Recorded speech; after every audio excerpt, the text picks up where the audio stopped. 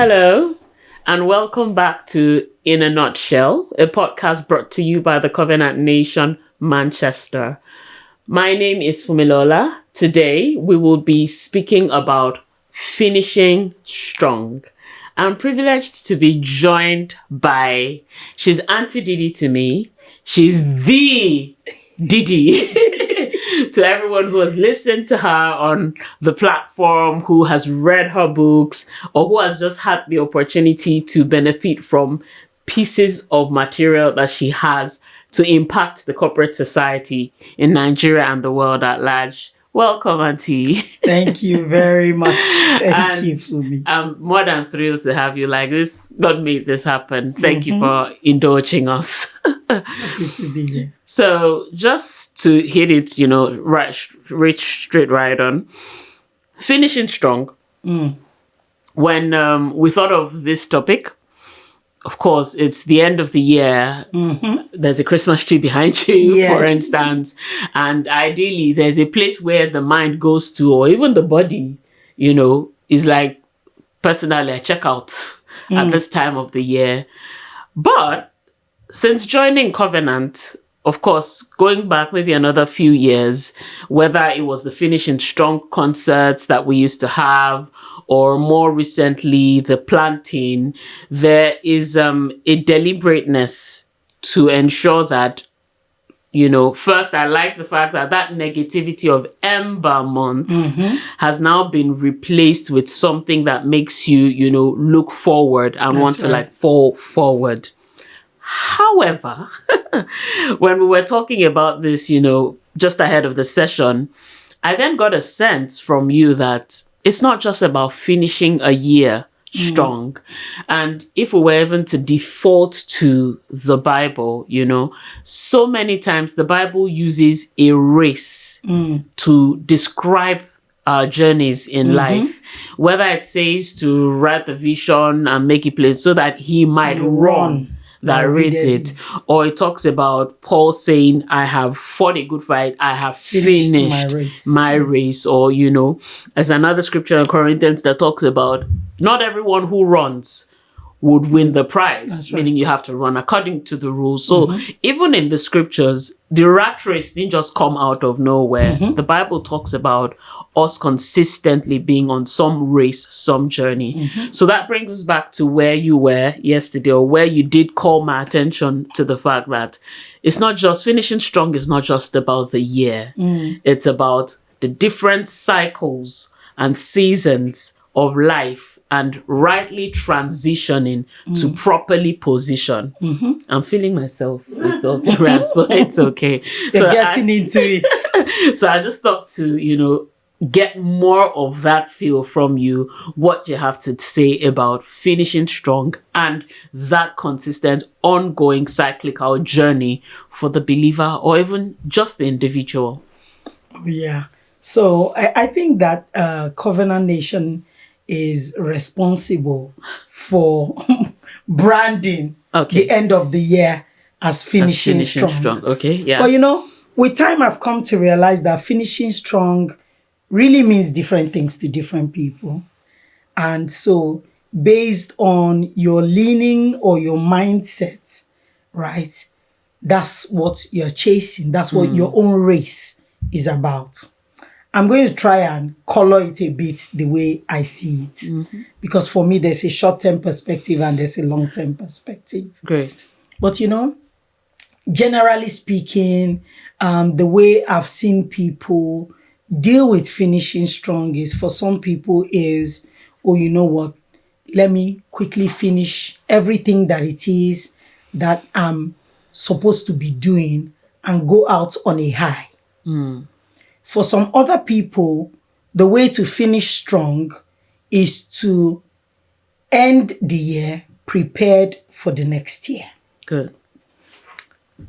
For me, it's really more a continuum. And one of my favorite authors in the whole world, and they would say you don't know me if I've not told you about Stephen Covey's 7 Habits of Highly Effective People. Great. In Habit 2, he says, begin with the end in mind. Yeah. Now is the question of what end? End of the year? End of life? What end is your focus? So ultimately for me, it's a continuum. All right? It is several finishing strongs to ultimately finish strong. Yeah. Okay? So what's your purpose? Are you going to be short-termist and it's always about ending activities and one activity after another activity that are not interconnected? So in reality, there's no real build up. Which brings me to the conversation that, I mean, I know I opened up a bit when you spoke to me about finishing strong, and I was like, for this conversation to be coming to me is almost like a confirmation of sorts. Okay. And one of the things that I've been talking about is a lot of people who feel that because they're in their 40s, they're in their 50s, they're in their 60s, that their lives have ended. And so it's almost like society has told them that your time has passed. It's over and done with you. Yeah. And there's a lot of pressure from young people. Young people are doing great things. 40 under 40, You know, 30 under 30, yeah, 30 Forbes CEO, list and it's this, almost like that. Exactly. But you know, the Bible tells us that in old age, you will be fat and and flourishing. flourishing. Yeah. So to say to anybody that in your later life, you don't have as much to give is to contradict scripture. What the scriptures say. Right? And I recall that your co-pastor and I, we were having this conversation, we were having a laugh. And I said, you know, has it ever occurred to you how counterintuitive it seems life is, how illogical? We're all building up to this greatness, you know. We're all pushing hard and I want to make it and I want to make it. And in my head, I have this big mansion that I'm planning to go and live in. I'm going to start the kind of food I'll be eating, the car will places, the car I will drive, Where the I'll way. shop. But you know, just like when you suddenly get there, and more often than not, because I do know a number of people that this has happened to, they've built this massive mansion, but they built it at a time when the children have left home. So as soon as they've done the housewarming, they almost, in the next few years, feel a need to look for a smaller place. And it's time to get out of there. You've made all the money in the world and you just feel like, you know what, I've made it. And then you get there and all of a sudden they are telling you, you need to eat less. You have no business eating 3 square meals. You know, you have to be careful what you eat. So you made all the money. It's time to go out there and give it everything. And they're saying, oh, you know, no. You should Too much slow of down. everything. Too much of everything is bad. You need to take it easy. But you suddenly have the money for it. And there are so many things like that. I think we need to be asking ourselves, what really is God's, Yeah. what's he saying? Per time. Yeah, what's he saying? Even in just the broader perspective, what is God saying? And so let's come back to finishing strong.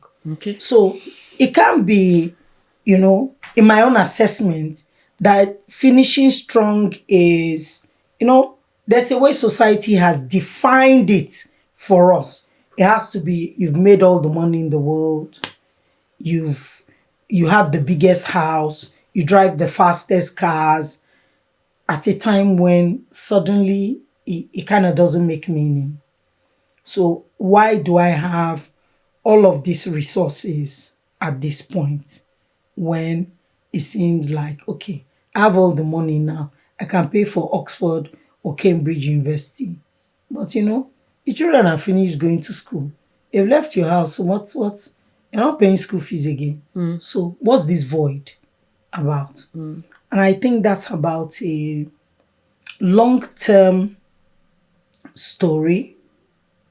It's a long-term angle of finishing strong. Yeah. And I hope that we will jump into it. Yeah. So beyond the short term of how I end the year, which I lean more towards in fact, everything, close out everything that it is that I know I ought to be doing or have done. But very importantly, that I am ready for next year is for me the greatest finishing strong. So I'm withdrawing. Doesn't mean that I'm stopping work, right? But my spirit is quieter. I'm drawing back to the place of prayer. I'm trying to hear what God has got to say. I know there's a lot of excitement about Wolfbeck. Wolfbeck is greatest way to start the year. year. Truly, and a lot of people attest to it. But how do you enter Into Wolfbeck. Wolfbeck?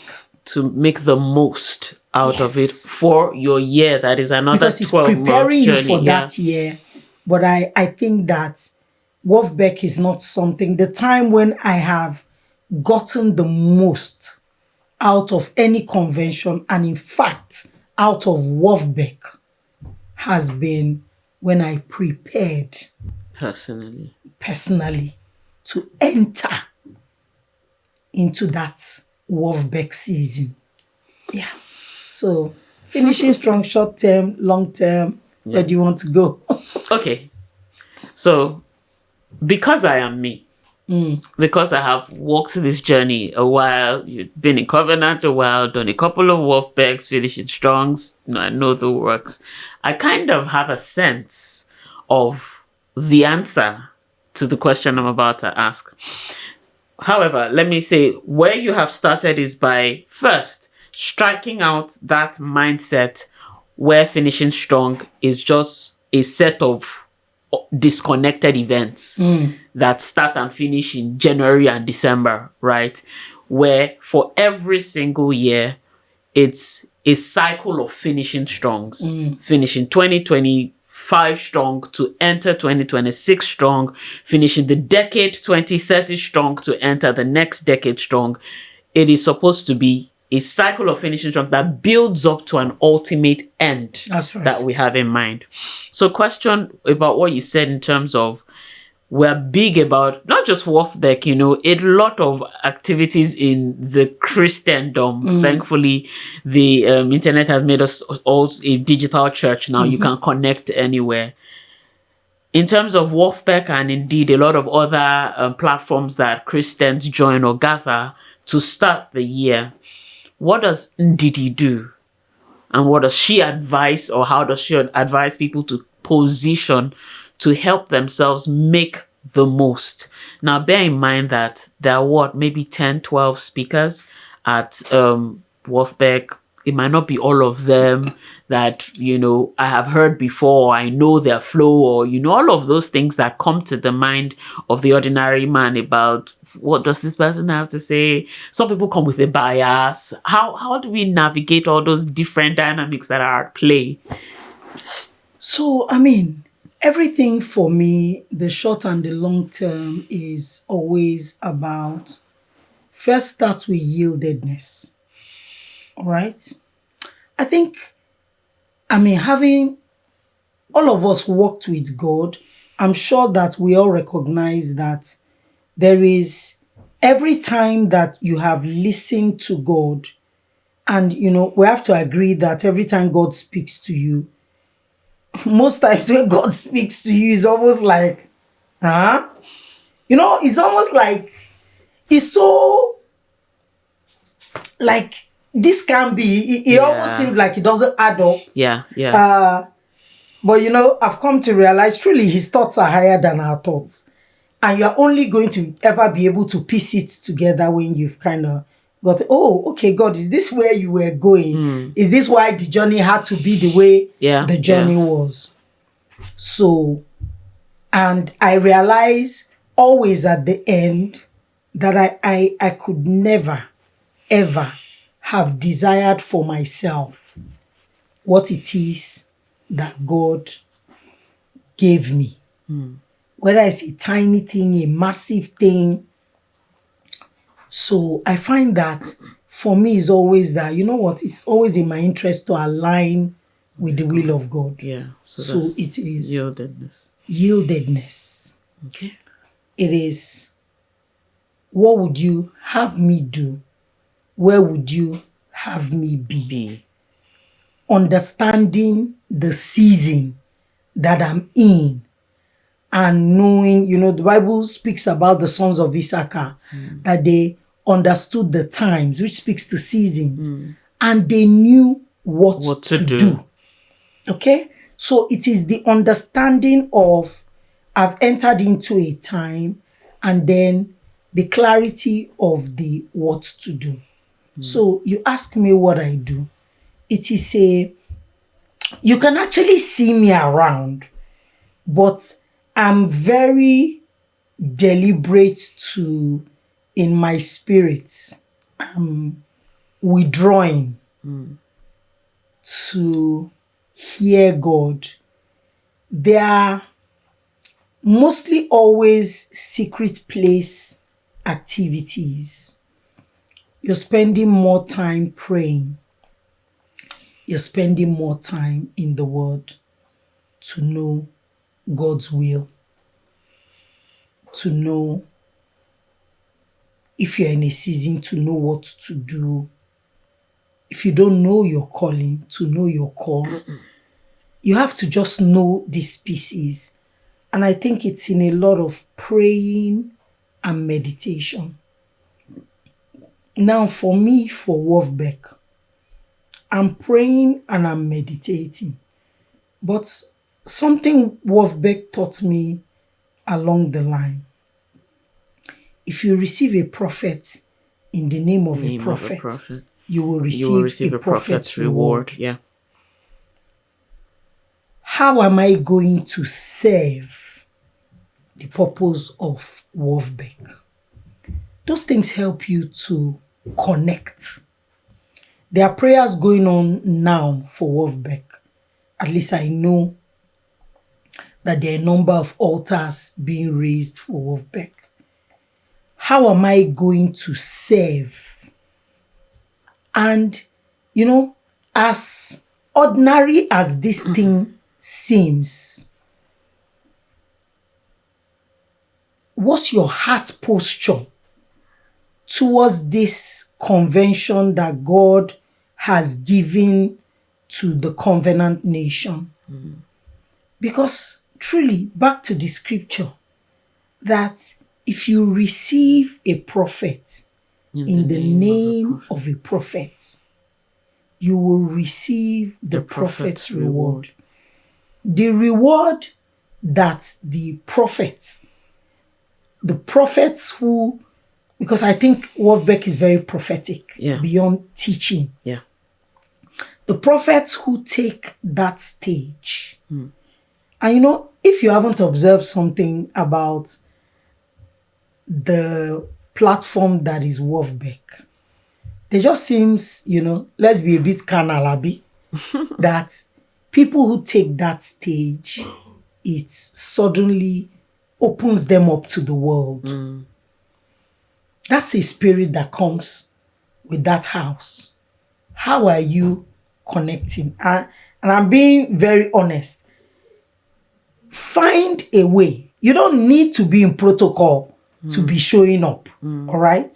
So those are my own. So personally, I withdraw. Yeah. I'm quieter in my spirit. Yeah. I'm praying. I'm meditating. I'm deliberately listening for God and what He will say. Truly. Yeah. And I'm listening and he's speaking. I'm taking my prayer walks. I spend quite a bit of time praying at a certain time of the day. I spend quite a bit of time praying. I really do. And I'm deliberately listening for God. My quiet time is not, oh, let's just go and tick the box. Right? So it's a gradual build up to land in Wolfbeck, if you like. Yeah. But sometimes he's speaking to me in those times of prayer, in the course of the day, in Wolfbeck, like a mighty word just drops, you know. So it's almost like you are creating an atmosphere. But let me go to the longer finishing strong. Longer term, yeah. What is the season that you You are? are You need to in. know. You need to are know in. what is your calling.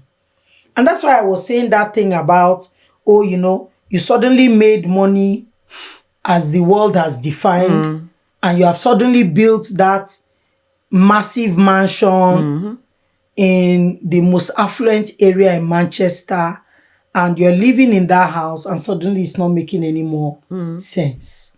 The house is too big, the children have left home, blah, blah, blah. We need a bit of a smaller. Why do you suddenly have all those physical resources and the mental resources that are the wisdom and knowledge that have come from everything that you have experienced in life Yeah. up to this moment? I mean, you've raised your children. So I take it that, you have raised your children, you have given them wisdom, you've cultured them and all of that. And you're still carrying all of these resources to this point when it just seems like you don't need it. Yeah. But a lot of people are struggling with the horror of that season. And the way a lot of people have reacted is, this thing called enjoyment. We enjoy it to the last. We will travel the world. We will eat. We will party. People just do all sorts of things. But at the end of even that, they are still struggling on the inside. And I think at this time that there's a call of God for us to stop and determine what is my call on the earth? Why am I on the earth? And all of those resources that you have gathered, in my opinion, you are to funnel towards that purpose. Yeah. The Bible says that children are the heritage of who? The Lord. They are his continuity. You have done your bit, that child raising. So because my kids are older, I know that at some point you transit from teacher to mentor. At some point you must release Yeah. the children. They don't, even you know that the time you used to spend ferrying your children from here and there, at some point they don't need you that much. It's a phase. It's a phase. It's a phase, So yeah. now you have all the time, all the wisdom, all the knowledge, all the money, all the space, all the resources. You have so much. Where is it going? The one thing that is still current is whatever it is that God has called you to do. And that must always be. That is it. And so, if you don't know up to this point, you need to start to know. And I think that as soon as you find out, your short-term finishing strongs need to be connecting realigned to a long-term one. To the long-term finishing strong. Okay. So you will find that your life is now getting preoccupied with that. And so as you slow down to the end of the year, you're looking at, did I do everything that God desired of me? And what is the next step to take? And I dare say that one of the things that comes with it for me is really joy overflowing. joy overflowing. There's a lot of excitement coming into a new year Yeah, yeah. because there's an unraveling of There's new energy. there's new that's the perfect word. There's new energy. Pastor Fumi, you can't even that new energy. Look, I cannot express the half of it. The excitement is unbelievable. And it just doesn't feel like activity. Yeah. Because it's impact. So it is the unraveling. Truly, I can tell you that I see when God says you will be fat And flourish. and flourishing. Surely he cannot be talking about your size because they even tell you to slim down. So he must be talking about your spirit, what you are giving and what is yielding. You are truly, truly flourishing. But it takes finding, and so I really like people's finishing strong this year to include, try and move away from I want, Okay. and start going into surrenderedness, Yeah. yieldedness. God, what am I here for? What's my calling? What do you want of me? And what is the part of this coming year, maybe, in that bigger picture? Yes. And start to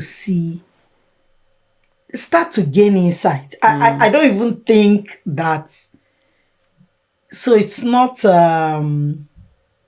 there's a story in the Bible that is, we all know the story of how David was anointed king.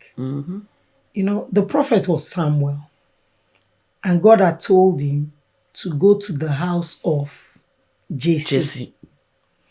And he did something that we all do. By all means, this was a mighty prophet. And he gets there. And just goes for the very obvious. Oh my God, surely this is the king. The Lord's anointed. It was the Lord who spoke to you. Yeah. The last instruction, the army will say, obey the last instruction. Yeah. The last instruction was to go to the house of Jesse. Okay. And then you got there and your humanity took over. And as then you started, does. As it always does. And then you started using your regular eyes. Yeah. And after you are taking all the time going through all the songs, and each time God was saying to you, he's not the one. It didn't occur to you to say, you to calm down. Say, okay. And this was a mighty prophet. Yeah, yeah. So I say that to say this.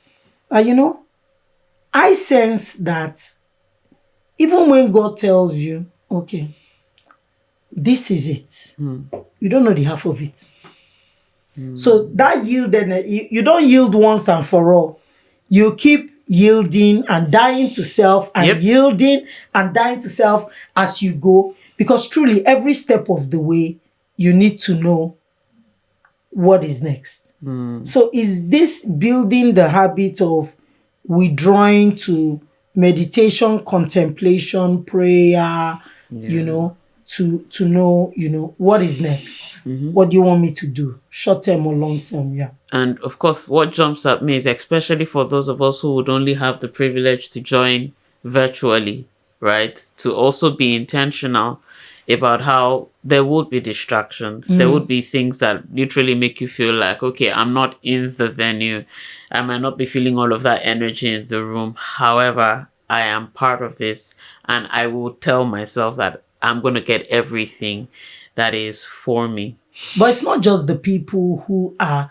So it's interesting that you bring that up, because myself and my husband, for instance, in the Wolfbeck season, we always have a clear plan. Okay. This is how we're going to attend Wolfbeck this year. In the morning sessions, this is how it will be. In the evening sessions, between this time and this time, we will be driving to the venue. Oh, in the evening sessions, We will be at the Yeah, venue. because even when you're attending physically, don't take it for granted. Oh, it's Wolfberg. We're just going to, is that carelessness of how you come into Wolfberg that everybody needs to avoid. If you're attending virtually, then you must build the discipline. Yeah. It's not going to be, I'm in Wolfberg season, then half the time I'm at the fridge, or half the time I'm in the kitchen. There has to be I'm a cooking clear. while listening. Yes, To somebody's gisting with me. You can't be careless. yeah. Even if you're physically present, Wolfberg is not a jamboree.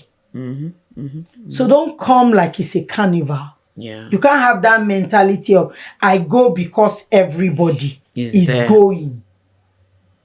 So you must have a plan. What is going to be my Wolfberg protocol for January 2026? How are you getting things ready to make sure no disruption? The easiest ones that we say is, oh, I'm going to take my leave. But beyond taking your leave, there has to be concrete plan. Even in between. Even in between, for what the day-to-day looks like. Yeah. Would I have cooked up, Because yeah. gone to the market, gotten food ready, put them in small packs, that during the Wolfberg season, this high body is going to be eating, Yeah. So we this is really we have a practical. structure, even though we are mostly physically present. Yeah. But we always have a plan as For to the how we're going to attend Wolfberg. Okay, thank you. That absolutely, and I'm glad I threw in that bit about attending virtually and being disciplined as well. So I'd like us to start to wrap up, and this is where my head is at. Speed bumps, disappointments, curved balls when you're finishing strong. In my not very long life, I have had years, or I remember a particular year where I said, I'm not going for any watch night service. The one I went for last year did not bring any value to my life, if the last 12 months were anything to go by. So as we wrap up this session, what's that word or what's that thing you want to throw in for people who might be not as motivated by this whole finishing strong talk? I mean, especially I live in the UK, for instance, there are all kinds of policies coming up left, right, and center, changes in the economy, in even my own personal life, that sometimes can I even just breathe first, drink water, drop cup before I finish strong for anybody, right? A lot of people might just be in survival mode. So what word do you have for such people, in terms of how to leverage the data from those experiences and still, even when it doesn't seem like there's an end in view or a great finish in view, to see that there's treasure in their hands? I hope I haven't ended up preaching the answer to the question I'm asking. No, but Yeah. So, maybe somewhat you have, but at the same time, so I'm working on a project, and there's this part that I'm talking about pain. Okay? And I'm talking about what do we learn from nature. So if you look at, how the Bible, God tells us in the Bible to, look at the ants. Yeah. A lot of drawing our attention to nature. And so nature has a way of teaching us the order of things. Because sometimes we behave in this world today like, we can just totally reinvent anything. Technology creates efficiency. So it makes it possible to do something faster, more precise, better. But it doesn't take away the order of things.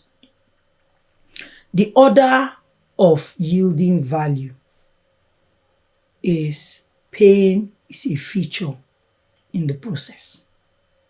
Pain is a feature in the order of of yielding delivering value. value. Yes. Okay. So let's just take some gold. If you look at how gold is extracted and where gold is found, it just feels like gold doesn't want to be found. Gold feels like it doesn't want to be found. It's hidden in the craziest places. They have to drill. You know, there's Dig, just all yeah. sorts. Fruit. I plant a seed. It dies. Doesn't really die. It really disfigures. Yeah. Disintegrates in the ground, yeah. Breaks through its shell. Becomes truly ugly to bring out root before eventually is seen Yeah. and before eventually ground, it yeah. yields. Gold ultimately will walk through fire. Yeah. And if they even take you through the process of how gold gets to walk through fire, first it is put through cyanide, which is a killer of a chemical. Yeah. Childbirth, contraction. Both of us have experienced it. It's a pain. I have a friend who refused to go through natural childbirth because she said she doesn't understand this pain that nobody can explain to you. But really, it's not a pain anybody can explain to you. But in the midst of that fire, they tell you you have work to do. Push. In all of these processes, anytime that we disrupt the process, we start all over again. We never get the value. So, what does nature then teach us? That pain is in the process of yielding value. Let's be realistic. A lot of times, when you are going through those seasons of pain, it's not funny.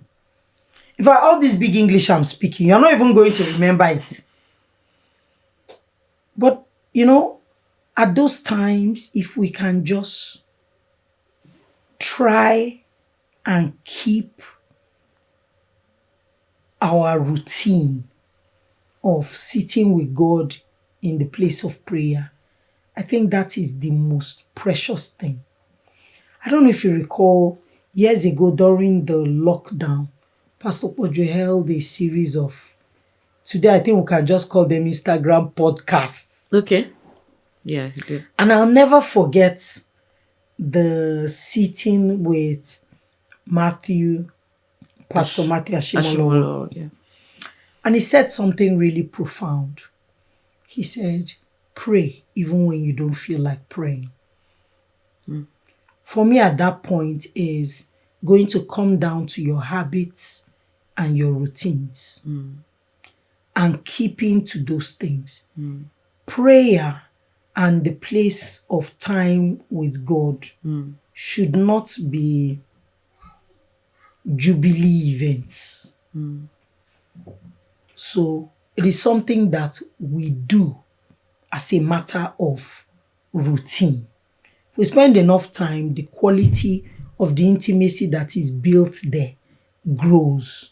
But regardless of how you feel in a day, the moment, yeah. you must find the strength to get up and go and sit in the place of prayer and pray. So it is, I mean, honestly for me, that is going to be the singular most beneficial thing that I'll say to anybody. Because in those seasons of pain, I know Pastor will teach us a lot about be careful what you say. What you say. Yeah, but half the time we falter. Yeah. And half the time we always go back and we say, oh God, forgive me, I shouldn't have done that. But when you go back, where are you going back to? Do you have a place to go back? Why for me is you can't enter in the place of prayer when there's distance between you and God. So if you get there, you go and repent. So it's almost like I was talking to some fantastic, you call them the three Hebrew boys. Oh, yeah. in Church. in TCM Manchester today. If you guys are hearing me, I love you guys so much. They were sharing their encounters with God with me.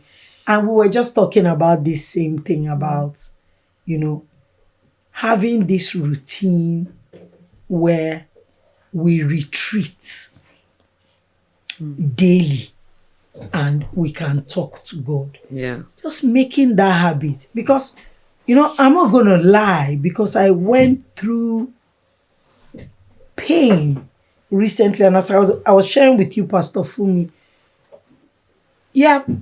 we gave the testimony of the diagnosis, and I'm sure you found it surprising when I said that event or that situation was layered on the fire that I was going through. Like, that wasn't even the fire. And I remember Pastor Akin saying, huh? And I said, yes, I'd been going through different things. Oh my God. And that was just like a layer through the fire. And so I can authentically tell you that those seasons of pain, they will come. It's a given. If you're going to grow, pain is look, forget it, it's going to come. But before you get to that point where, when it comes, have you built a good routine in your life? Have you built consistency to sustain in your life where it now becomes auto-run for you, that you have a place that you go to every day where you sit down and you and your Father speak? Probably the most underestimated thing in the world for me. And finally, I would say, right from the beginning, this thing had been occurring to me. I'd been praying to God about something for someone. And I was very unhappy about, the way it seemed the thing was turning out. And I remember one day going to God in the place of prayer. And he just said to me that, have you seen a race where people call the results before the race has ended? Have you ever seen people who are running and everybody just sits down and say, and sometimes it happens and they just say, number 2 don't win. Number two has won the race. We're only halfway gone. through, yeah. Anything can happen. Until it's ended, it's not ended. Over. Who has called that race? God. Nobody can call your race till it's ended. So there's so much that can happen between start and finish. But you must just hold the fact that, you know what? As long as we have not breasted the tape, we're still in the race. We're still in the race. Yeah. So I have this training that I used to give. I think it's been a while since I gave it. And I shared maybe 3 years ago this tale and the video of this lady that shortly after the race started, she fell. And you could hear the crowd, oh. And she picks herself up. But at that point, she had a choice. You can listen to the crowd and just give in. You can decide, you know what, it will be performative for me. You can decide, let me just drop out, there's no point. Or you can say, you know what, I'm going to give this thing everything that I've got. And you know what, this was a real story. She fell, she ended up winning the race. Until God says the race is ended, it's not. You stop calling the outcome of your race Before the end. before the end. Pain is a fact of life. You don't have to like it, Yeah. but have this place where you have built the discipline that you sit with God daily. And whatever it is that's happened to you, just go and tell him. He will always speak. There you have it. I can do a run through. First and foremost, of course, the part that short bites, short term finishing strongs for a longer term one. The second one for me was preparing for WAFPEC, that Yes. intentionality, whether virtually, physically present or a hybrid. And more importantly, for those who would be listening to the content even after, the conference has ended. And finally, where we have landed, pain is a feature in the order of delivering value. That one's going to stick right. with me. And don't call time on a race that is not ended. Thank you for this amazing time. Thank you. I've enjoyed this conversation. Thank you, I'm almost Pastor applauding. Thank you for joining us on another episode of In a Nutshell, a podcast brought to you by the Covenant Nation, Manchester. For more information about us, kindly look at the banner that is being displayed at the moment, and you can join us on all our social media handles on there as well. Have a lovely day. Bye.